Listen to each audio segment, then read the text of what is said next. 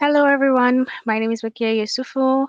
Now I'm pleased to introduce the speaker for this session, Chantal Wahteeshkin, an Indigenous nurse navigator at CancerCare, Manitoba.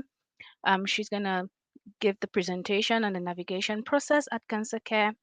I will hand it over to Chantal, and we'll come back at the Q&A to help take your questions and discuss with Chantal.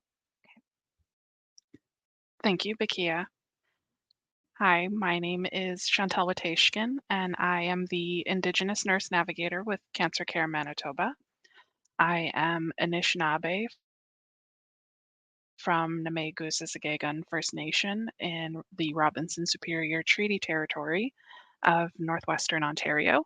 And I am also Red River Métis from St. Laurent, Manitoba, here on Treaty 1 territory.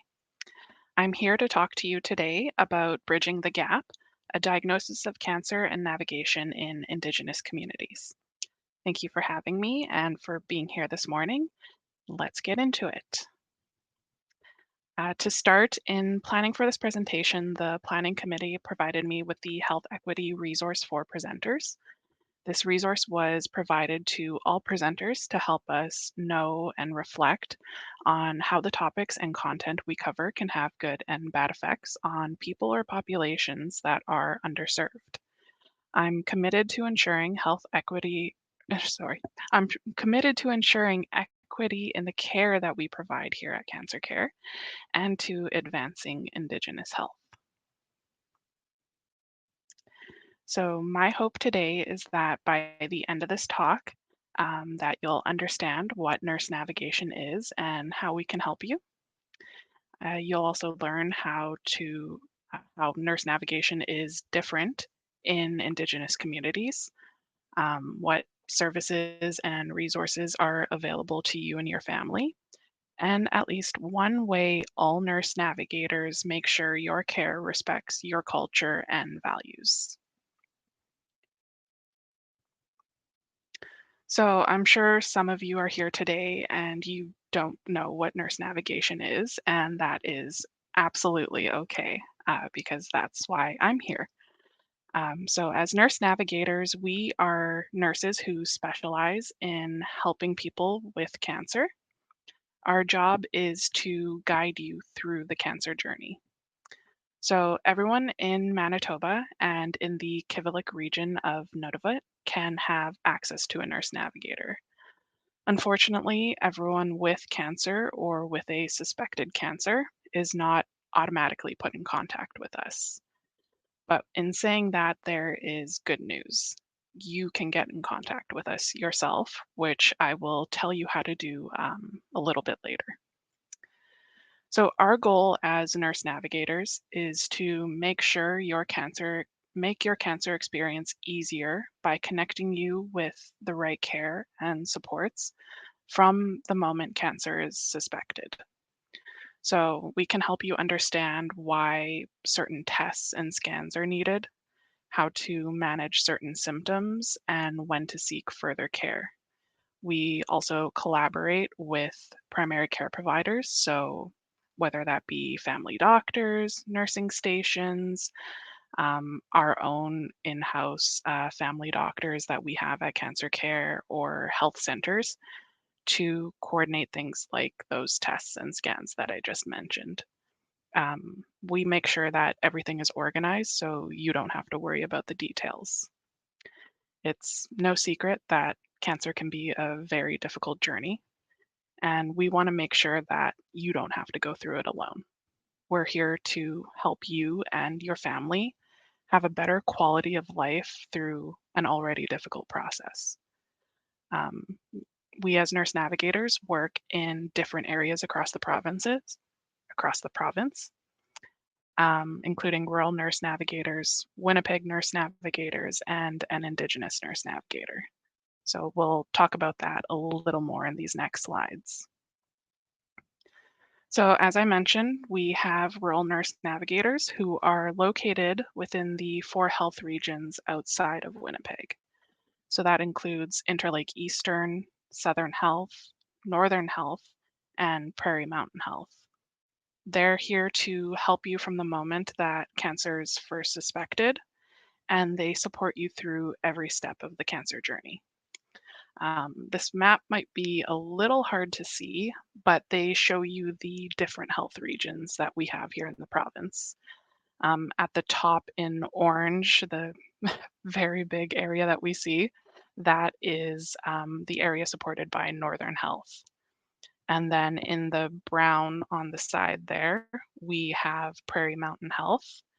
In the green on the other side, we have Interlake Eastern. And at the bottom, the very small area in beige, we have Southern Health. Winnipeg Nurse Navigators work in Winnipeg, close to the Health Sciences Centre and to our main site, the McCharles site, which is connected to the Health Sciences Centre. And they support you from the moment cancer is first suspected until you're seeing the right doctor for your care. This can be a cancer doctor, like an oncologist or a radiologist, a surgeon, or even back to the care of your family doctor, nursing station, or health center. The picture you see there are some of the Winnipeg Nurse Navigators who you might have the pleasure of having involved in your care. Now I will tell you a little bit about my role. So, as I mentioned earlier, I'm the Indigenous Nurse Navigator, and my role started earlier this year in March. So, we are surprisingly very quickly creeping up on a year of me being here. But I'm based in Winnipeg with the lovely Winnipeg navigation team you just saw on the previous slide. But my role helps support First Nations, Métis, Inuit, and urban Indigenous peoples across the province of Manitoba and in the Kivalliq region of Nunavut. So I support people from the moment that cancer is first suspected, throughout the cancer journey, and into life after cancer or even end of life care. The supports that I provide are focused on Indigenous needs from an Indigenous perspective. And some of the things that I do include advocating for you and what's important to you. I can provide in person support during appointments in Winnipeg. I give information about the cancer journey. I can connect you with cultural and spiritual resources. And I also do a lot of coordinating with programs like NIHB and Jordan's Principle to help with any further needs or supports. So, what I came here to talk about today a little bit about is um, what's different about navigation in Indigenous communities. So, from my experience in my time in this role thus far, and in preparing for this talk, I've managed to identify a few key differences, although I will admit that I had a very hard time narrowing it down to just four. But they are the four that you see on the screen here, and they are Indigenous knowledge and traditions, history and how it affects health today, challenges with travel, and the importance of family and community support. So we will go into these a bit more. So Indigenous knowledge and traditions play a very large role in our health. An example of this is traditional medicine and healing. I've had patients who've wanted to include either traditional medicine or participating in ceremonies alongside the Western treatment that they pursue. So when this happens, what I do is I work with the clinic in charge of your care to make sure that this is possible and that this is respected. Sometimes this can mean delaying the start of chemotherapy. I can recall an instance of that in the past, by a week to allow someone to travel to access their traditional medicines or visit with their traditional healer. Other times, it requires more teamwork and more detailed planning to make sure that patients can safely take part in ceremonies that are very important to them while also still receiving that Western care. And as Indigenous peoples, we see health as more than just the physical or the absence of disease. We see health as a delicate balance of the physical, mental, emotional, and spiritual domains. This means that we focus on the whole person and not just the disease. And this is a holistic view of health. Another important part of Indigenous knowledge and traditions is our deep connection to the land. We use the land for things like medicines, hunting, fishing, and gathering. It's a very large part of our way of life. I've had people tell me that they can't come to Winnipeg for treatment for a while because it's their hunting season. It's when they go out to provide for their family or even for their communities.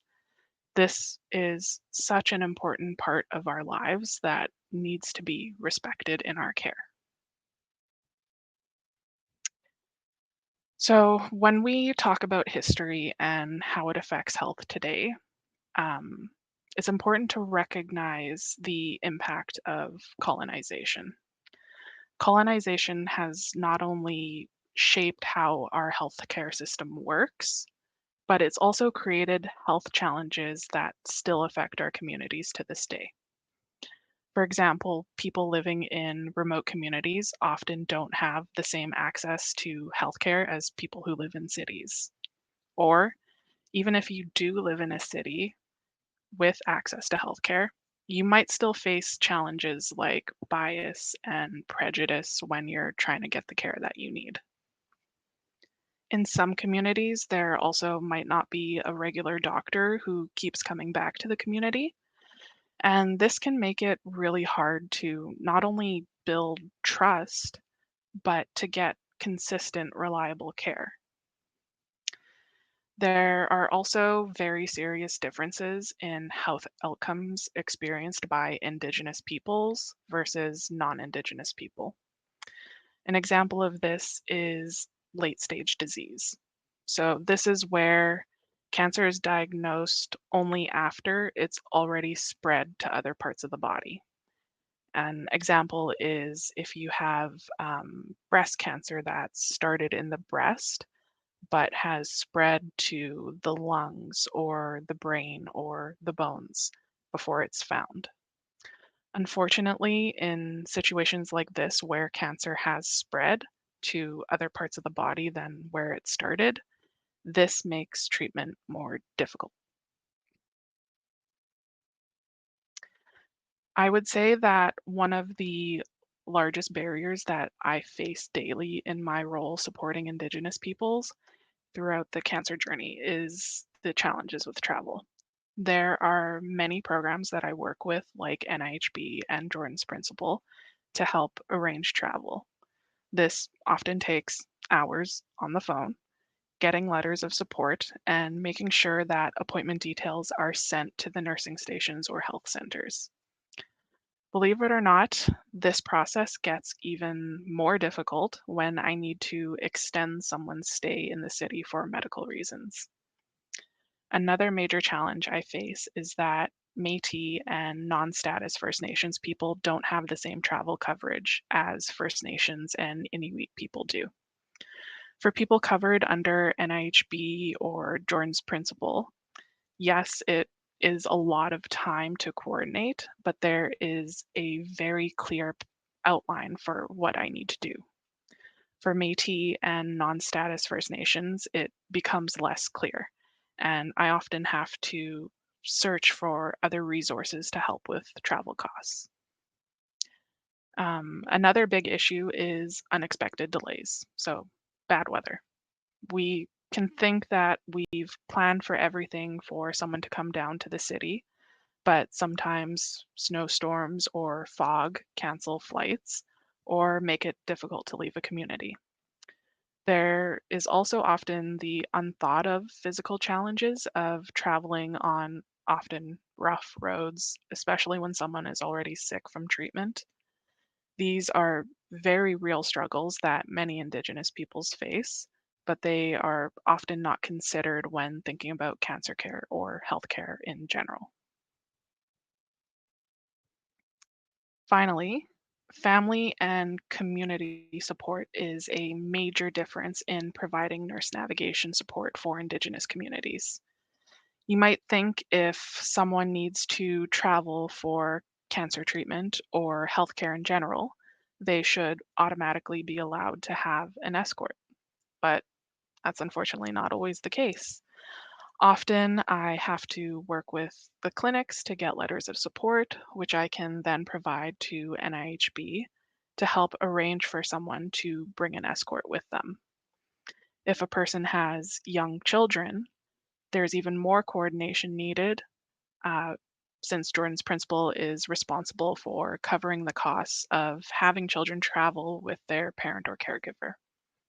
Or in certain cases, with kids who are in school, arranging for a caregiver to remain in the community with the kids while the parent or caregiver travels for treatment. This too requires even more letters of support.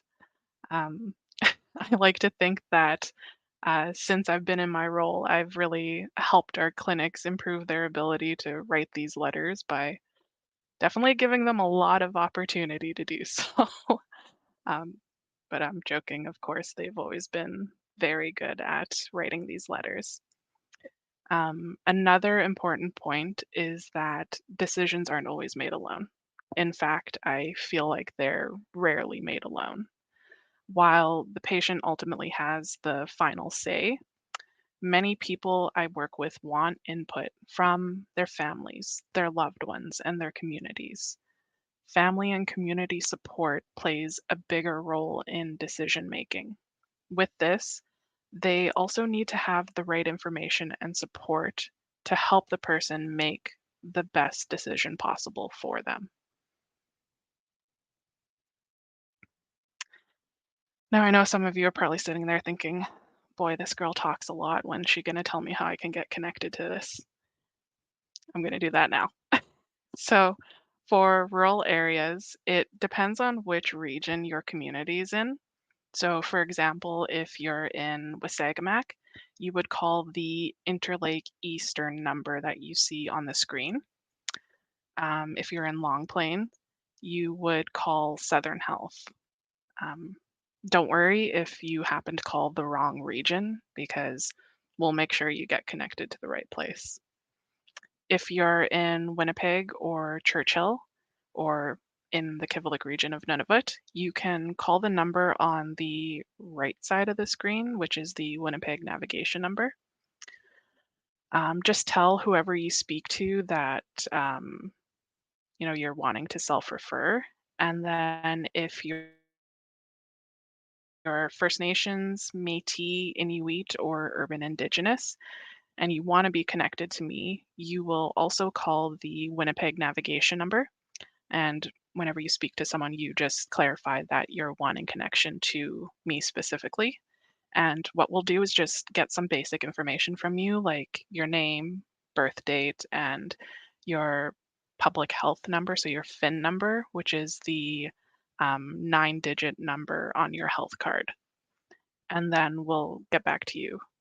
Typically, we aim to have about a 48-hour block of time between when we get your referral to getting in contact with you.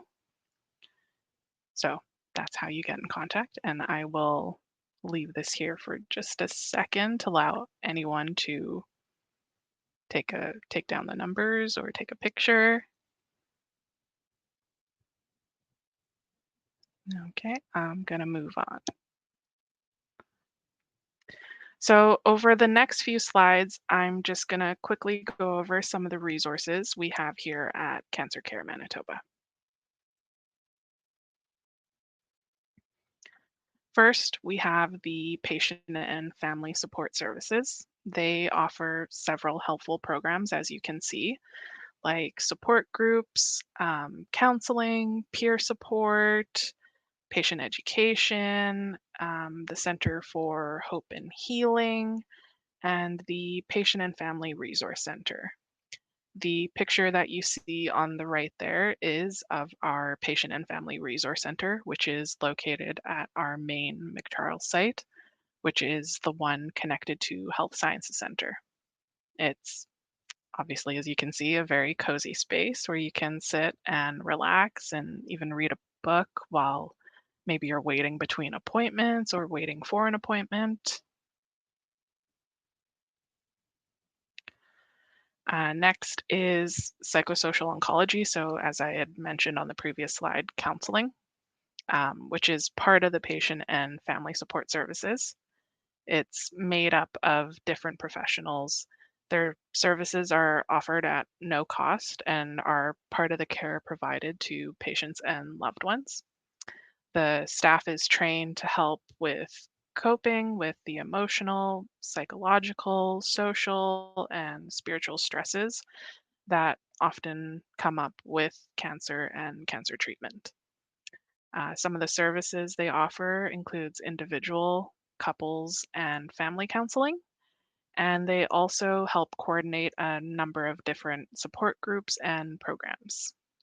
They also research, train volunteers, and educate on the psychosocial impact of cancer.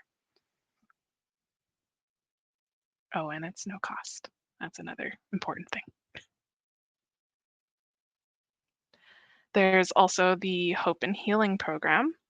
They were previously called the Breast and Gynae Cancer Center for Hope. This program gives a lot of really great information when it comes to treatment like surgery options and how to prepare for and recover from surgery. They can also explain treatment options and side effects from things like chemotherapy, radiation, or hormonal therapy. They can also help you learn about how some treatments can cause menopause and how some treatments might affect the ability to have a baby. Another area they provide support and information on is cancer recurrence or the spread of cancer. So, really, they provide a lot of really great information and valuable information to you throughout the cancer journey. You can also speak to volunteers who have similar experiences with breast and gynecological cancers like ovarian and endometrial. We also offer a program to help people quit smoking called the Smoking Cessation Program, which is available to people who have a diagnosis of cancer. The really great thing about this program is that it's available to not only you, but also to anyone you live with who wants to quit smoking with you. It's no secret that quitting is often really hard to do. So, having people you live with who also want to quit smoking with you is such a tremendous support to have. This program is also free. If you want to be connected, you can let a member of the CancerCare team know, or you can also call the number on the screen.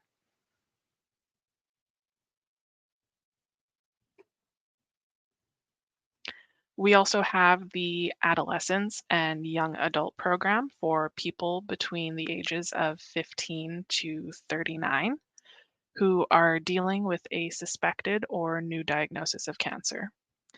The AYA program has a wonderful team of people who offer support with things like anxiety, distress, depression, end of life care, fertility, nutrition, returning to school or work, and sexual health, to name a few. They are a really great resource and I recommend them. We're also very lucky to have First Nations patient support webinars. Our most recent series ran from January of this year to I think June or July and featured teachings from elders and a talk from different healthcare providers. You can actually find the recordings of these webinars on the CancerCare Manitoba website.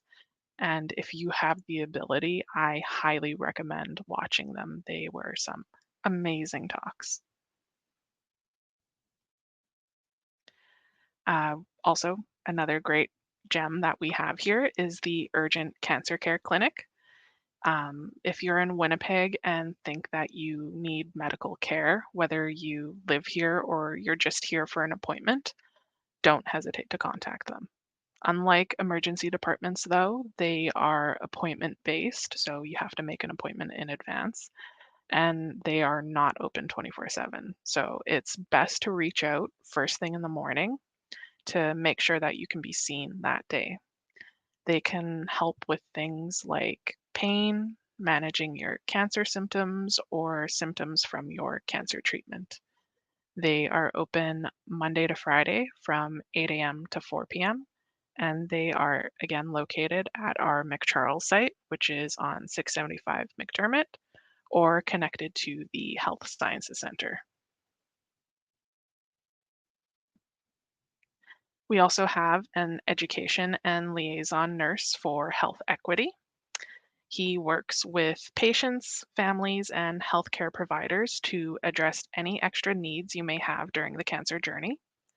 You can speak directly to him about your experiences and resources that may be available to you. His name is Joaquin, and I work very closely with him, and I can say firsthand that he does amazing work supporting patients and families, as well as providing a lot of great education for our staff here at CancerCare on health equity and providing culturally safe care.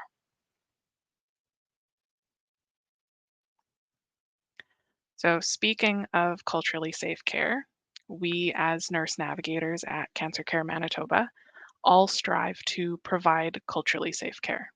Whether you're connected to me as the Indigenous nurse navigator or another nurse navigator, the hope is that you will receive culturally safe care regardless.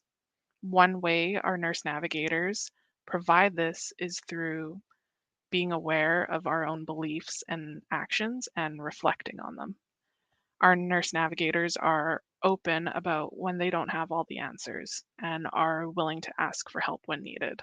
For example, if they come across a situation with Indigenous patient that they're not really sure how to proceed in a good way with, um, they know they can always ask me for advice on how to approach it, and I'm more than happy to help.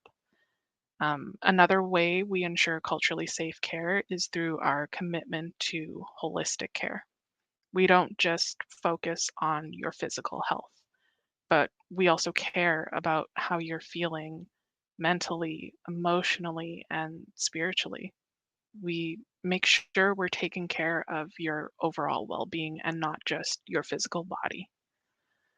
Finally, we recognize and address any unfair treatment or the power imbalances that do exist in healthcare by making sure you're involved about decisions regarding your care. So we do that by empowering you to make choices by giving you clear information about your tests, diagnosis, potential treatments, and what to expect along the cancer journey.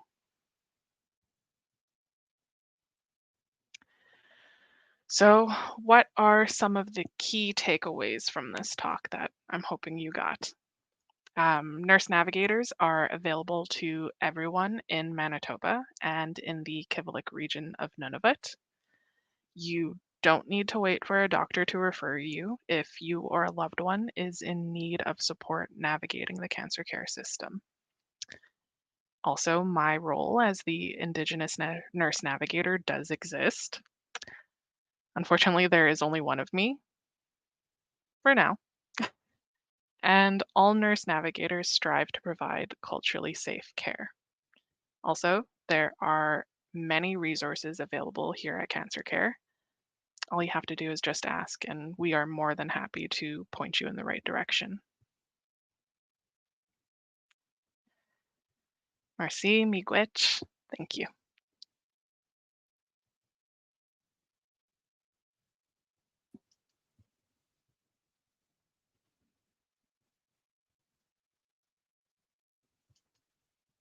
Thank you, Chantal Wahteeshkin, for the presentation. Please go to your chat feed, which is the little newspaper on top of your screen. Type your questions in the Q&A box. You can go to your notification alert too. It's the little bell on the right top of your screen to see any announcements. So let's see if we have some questions. And we do have some questions here for Chantal. So, um, question for you, Chantal. Can non-Indigenous people participate in these traditional medicines and healing? How might we access this? Yeah, absolutely. I think that um, how you would go about accessing that is talking to an elder, especially if you have connection to an elder who might be able to give you direction on that and how to approach that in a good and respectful way. Okay, thank you. The next question here reads, does the Indigenous community have predisposition to cancer? Can they have cancer? Um, I think it's more or less the factors that put you at higher risk for cancer. So, you know, smoking obviously puts you at higher risk. Um, Obesity, the kind of like not getting exercise, and the kind of foods that we eat, and honestly, the kind of foods that we have access to in Indigenous communities isn't always the greatest. It's hard to have access to what's recommended to everyone, which is, fresh fruit, fresh vegetables. When you think about the logistics of getting stuff like that up to Indigenous communities, it's really hard. And then even when you do get it up to Indigenous communities, they often cost an arm and a leg. So I think there's factors that we are more affected by than most people would be. But in terms of like a genetic predisposition, I can't say for certain, but I don't think that there's a genetic factor that puts us at higher risk. Thank you. Um, a question here is asking, as an Anishinaabe person, I found challenges accessing traditional medicines and spiritual support.